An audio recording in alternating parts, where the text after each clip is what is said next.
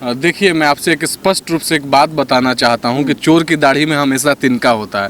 तो वहीं हाल शरद पवार के लेड वाली जो एनसीपी है उसकी वही स्थिति हो चुकी है। और ये बात मैं क्यों बता रहा हूं, उसके पीछे एक बहुत बड़ी आपको रीजन मैं दे रहा हूं। आखिर ये लोग कहाँ थे जब तक एनआईए ने एंटीलिया वाला केस अपने हाथ में नहीं लिया था? उसके पहले ये लोग कहाँ थे? अनिल देशमुख क्या कर रहे थे ये शरद पवार को बहुत अच्छे से पता था। जितना गैर जिम्मेदाराना बयान था, आज हमें समझ में आ रहा है कि अगर कोई गैर जिम्मेदाराना बयान अनिल देशमुख दे रहे थे, मतलब हम संविधान को भी नहीं मानेंगे, हम एक बार भी इस बात को नहीं सोचेंगे कि हम किस संवैधानिक और लोकतांत्रिक पद पर हैं, लेकिन मेरे मन में जो आएगा वो बोल देंगे। क्यों?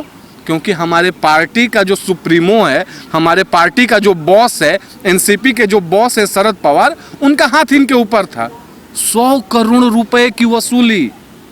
आप इमेजिन करो, कोविड के बाद देश की स्थिति क्या हुई, मीडियम क्लास लोगों की स्थिति क्या हुई, गरीबों की स्थिति क्या हुई। अच्छे से अच्छे लोगों के जीवन की जो तरक्की थी वो वहीं पर रुक गई, वहीं पर ठहर गई। जहां से आगे बढ़ने के बारे में लोग कल्पना करते हैं तो सोचते हैं कि हमें 2 साल 4 साल 5 साल और लगेंगे। ये वो लोग हैं, मैं ये बात क्यों बोल रहा हूँ आपको बता रहा हूँ। ये सारे लोग, ये वो लोग हैं जो लोग कोविड के मद्देनजर भी जो देश की अर्थव्यवस्था की जीडीपी गिरी, उसके बारे में इन्होंने प्रधानमंत्री को घेरने का कार्य किया। मतलब अपने यहाँ से मानवता को पूर्ण रूप से समाप्त कर दिया था। और क्यों मैं बता रहा हूँ, क्योंकि उसके बाद जब भारत की अर्थव्यवस्था लास्ट क्वार्टर में, लास्ट फिस्कल फाइनेंशियल ईयर का जो फिस्कल होता है, उसमें जब सुधरा तो इन लोगों ने कोई चर्चा नहीं की। और आप क्या कर रहे थे? आप जो 1750 बार रेस्टोरेंट्स एंड होटल्स हैं मुंबई में, उससे आप कोरोना काल के बीच भी धन उगाही का कार्य कर रहे थे। आज जब लग रहा था कि देश कोविड पर विजय पा लिया है, तो आपने ना कोविड पर, ना क्राइम पर, ना करप्शन पर, तीनों पर विजय तो नहीं पाया, लेकिन किया क्या आपने कोविड, क्राइम और करप्शन तीनों को बढ़ाने का कार्य किया। कौन इसका जिम्मेदार होगा? आप इमेजिन कीजिए इस बात को। लोग बोलते हैं कि हमारा इंफ्रास्ट्रक्चर नहीं डेवलप हो रहा है, हमारे यहाँ रोजगार नहीं आ रहा है।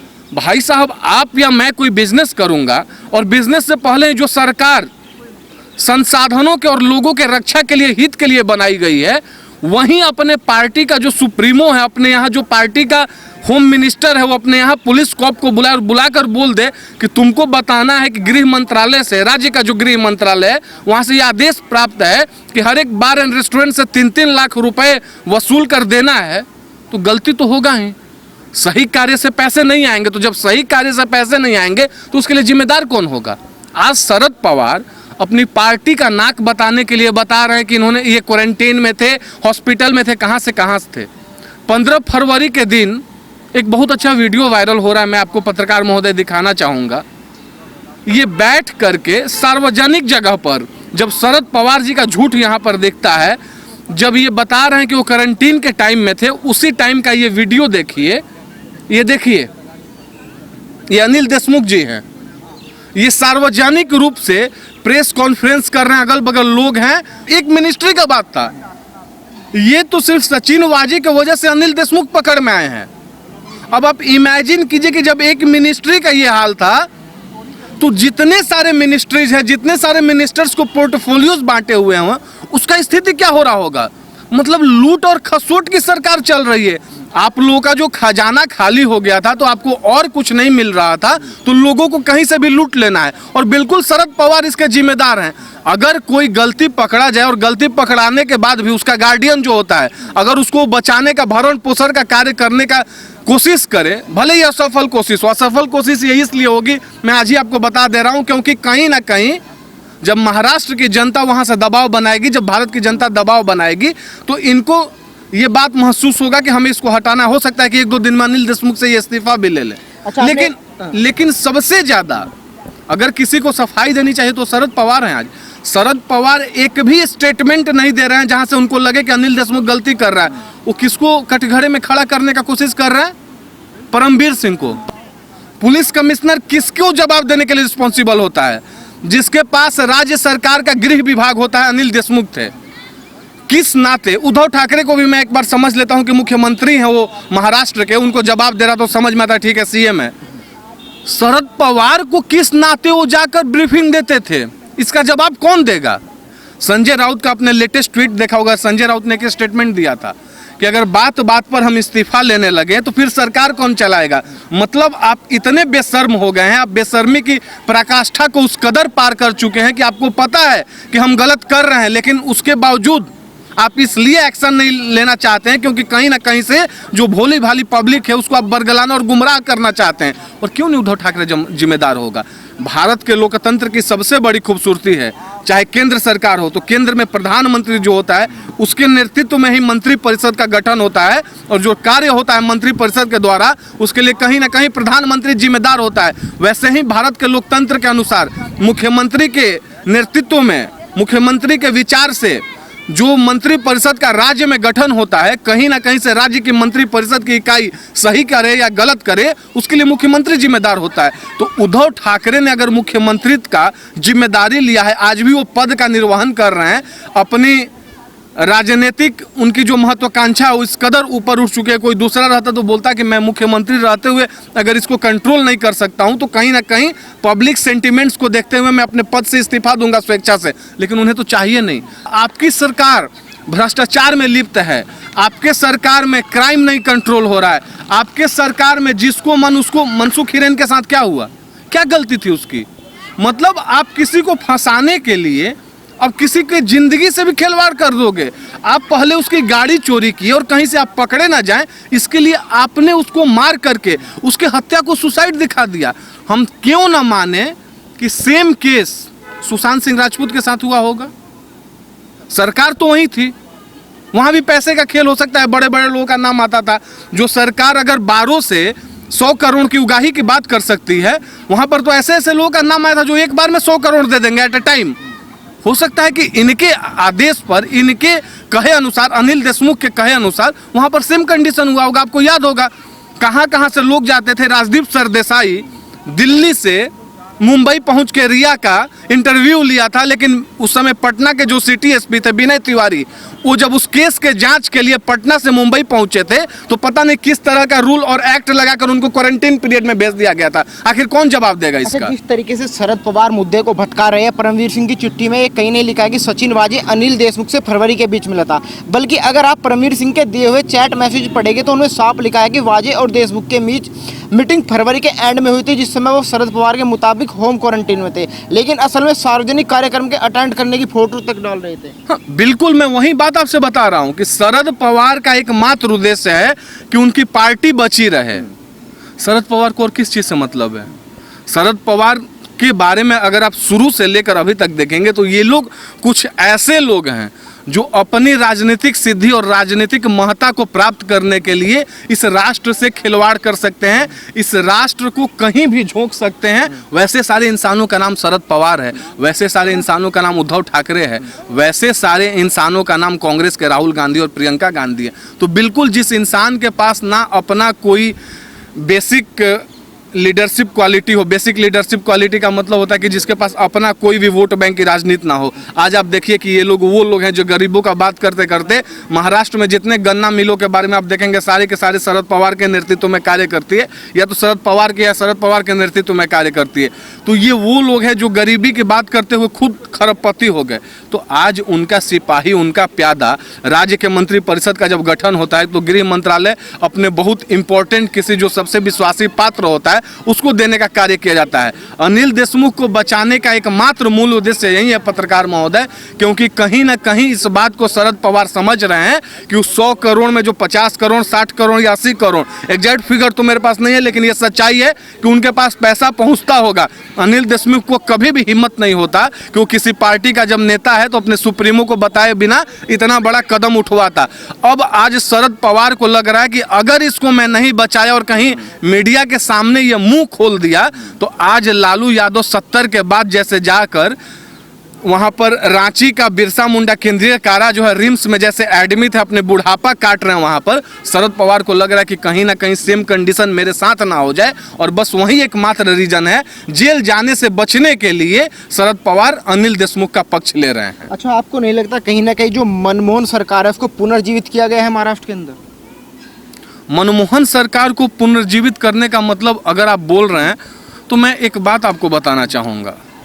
देखिए, उद्धव ठाकरे की सरकार के साथ है, मैं समझ रहा हूँ आप क्या बताना चाह रहे हैं। आपके बोलने का मतलब है कि जैसे मनमोहन सिंह ना सरदार थे ना सरदार थे, मौन मोहन थे, वही काम उद्धव ठाकरे कर रहे हैं। नाम मात्र के लिए मुख्यमंत्री बने हुए हैं, लेकिन उनके नाक के नीचे भ्रष्टाचार हो रहा है, ना क्राइम पे कंट्रोल कर रहे हैं।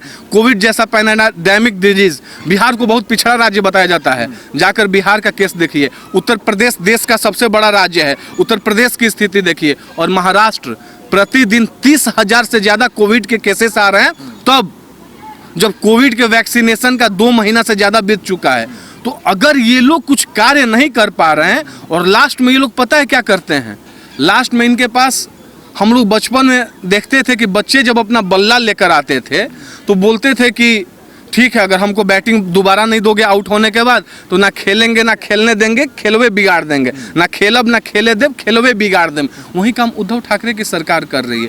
और बिल्कुल उद्धव ठाकरे कहीं ना कहीं उस मुख्यमंत्री की कुर्सी उनको इतना पसंद आ गई है कि उस मुख्यमंत्री के कुर्सी से चिपक कर बैठे रहना चाहते हैं। और उसके एवज में महाराष्ट्र, सच्चाई बोला था कंगना रनौत ने, मैं फिर उस बात को रिपीट करना चाहूँगा कि महाराष्ट्र अगर सही में पाकिस्तान बन जाए फिर भी उद्धव ठाकरे को कोई परेशानी नहीं है। उनको बस एक ही चाहिए कि आपको जो मन है सो करो, लेकिन मुझे मुख्यमंत्री के कुर्सी पर बैठे रहने दो। और सिर्फ वही एक रीज़न है जिसके वजह से उद्धव ठाकरे मौन धारण किए हुए हैं। ये वो लोग हैं जो बोलते थे कि हमें छेड़ो मत। सुशांत सिंह राजपूत के केस में जब सही दिशा में, डायरेक्शन में जांच चल रहा था, तो ये लोग सामने आकर बयान दे रहे थे। ये लोग बोलते थे कि हमें बदनाम करने की कोशिश की जा रही है। आज परमवीर सिंह तो आपके नेतृत्व में थे, आप मुख्यमंत्री हैं वहाँ के। अनिल देशमुख आपके मंत्री परिषद का, राज्य का गृह मंत्री बना हुआ था। जब ऐसे लोग भ्रष्टाचार में लिप्त हो गए, और आपने एक भी बयान नहीं देखा होगा उद्धव ठाकरे का। संजय राउत क्या बोल रहे हैं, हम तो मुसाफिर हैं, नए रास्तों की हमेशा तलाश करते हैं। ये कौन से लोग हैं? साथ में बोल रहे हैं कि अगर छोटी छोटी बात पर, मतलब 100 करोड़ सिर्फ एक जगह से उगाही हो रहा है। एक ऐसा इंसान जो कि 60 इनकाउंटर किया हो, और जिसको इसलिए सस्पेंड किया गया हो क्योंकि कहीं ना कहीं हमें पता चला हो कि उसने जो इनकाउंटर किया था वो फेक इनकाउंटर था, उसको इतना बड़ा इंपॉर्टेंट केस। एक और चीज़ मुझे याद आ गया, ये सचिन वाजे इतना बड़ा कठपुतली था महाराष्ट्र सरकार का, जो तत्कालीन महाराष्ट्र सरकार है। अर्नब गोस्वामी को जो गिरफ्तार करने का कार्य किया गया था, उस टीम को लीड कौन कर रहा था? उसका नाम सचिन वाजे ही था। ऋतिक रोशन वाला केस किसको दिया गया था? ऋतिक रोशन वाला भी केस सचिन वाजे को ही दिया गया था। जितने सारे इंपॉर्टेंट केसेस थे, मतलब इमेजिन कीजिए कि जो इंसान 2004 के बाद पुलिस सर्विस में नहीं हो, कोविड काल के दौरान पुलिस सर्विस में आया, सारे के सारे केसेस उसी को दिए जा रहे थे, और उसको जैसे मन कर रहा था वैसे सॉर्ट आउट कर रहा था। जो अर्नब गोस्वामी वाला केस हुआ था, मैं आपको एक नॉर्मल बात बताना चाहता हूँ। उसमें क्या हुआ था, जब उसको बताया गया कि रायगढ़ पुलिस जो है, एसीपी डीसीपी को तो कुछ समझता ही नहीं था। अगर कुछ भी करना है तो डायरेक्ट जो वहाँ का राज्य का गृह मंत्री अनिल देशमुख बैठा हुआ था, और कमिश्नर से उसकी सीधे अपनी सेटिंग थी कि या तो वहाँ के ऑफिस में जाओ या राज्य के गृह मंत्री अनिल देशमुख के पास जाओ। रायगढ़ पुलिस के बारे में जब बताया गया कि अर्नब वाले केस में पुलिस मीडिया को ब्रीफिंग नहीं कर रही है, तो उसने रायगढ़ के एसपी को फ़ोन नहीं किया। उससे भी जो ऊपर रैंक के अधिकारी थे उनको फ़ोन करके रिक्वेस्ट नहीं किया, आदेश दिया कि मीडिया को ये जानकारी दी जाए, और उसके बाद पुलिस मीडिया को ब्रीफिंग करने का कार्य की थी। तो कहीं ना कहीं तो इसमें शरद पवार से लेकर, और पप्पू को क्यों छोड़ रहे हैं आप? पप्पू को आप क्यों छोड़ रहे हैं, जो आज हर एक जगह सिर्फ एक ही कार्य करने का कोशिश कर रहा है कि प्रधानमंत्री के छवि को खराब कर दो। सत्ता में तो भी बराबर के हिस्सेदार हैं, वो भी मलाई खाने का काम कर रहे हैं महाराष्ट्र से। खजाना यहाँ पे 24 अकबर रोड का खजाना महाराष्ट्र से यहाँ पर भी आकर भर रहा है।